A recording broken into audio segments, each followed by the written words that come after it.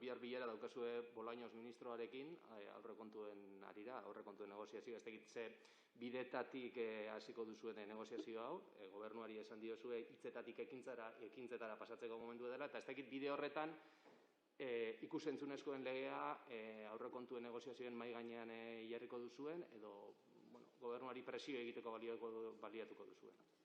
Bueno, ez dakit aurrekontuetan presioa egiteko baliogarri izango den, baina guk egingo duguna izango da marko orokorra jarri bilera horretan, Bolañosekin izango dugun bilera horretan, eta eskubidez arituko gara, eskubidez sozial eta ekonomiko ez hasiera batean, eta gure marko orokorra hori izango da. Hortik aurrera plantatuko ditugu behar diren emendakinak, behar diren proposamenak.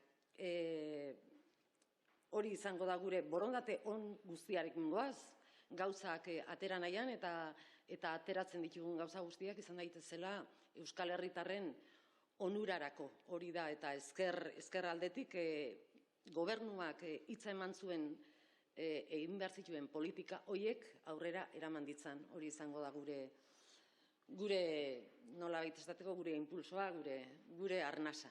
Zer eskatuko diozue ikus-entzunezkoen legearen inguruan edo... Momentu honetan eta printzipioz emendakinak planteatuko ditugu etortzen denean, eta Euskal Eragilek plazaratu dituzten eskakizunak eta beraiek sartu ahal izan dituztenak erakusketa publikoan egondanean lege hau eta inolaz ere onartu ez diren guztioiek gureak egingo ditugu eta aurrera eramango ditugu. Eta borondate guztiarekin gainera borrokatzeko eta horren alde ateratzeko hori da. Eta uste bestela ikusentzuneko lege hori ez dela aterako, ze ez dugu onartuko dagoen bezala, ez dugu inolaz ere onartuko lege hori.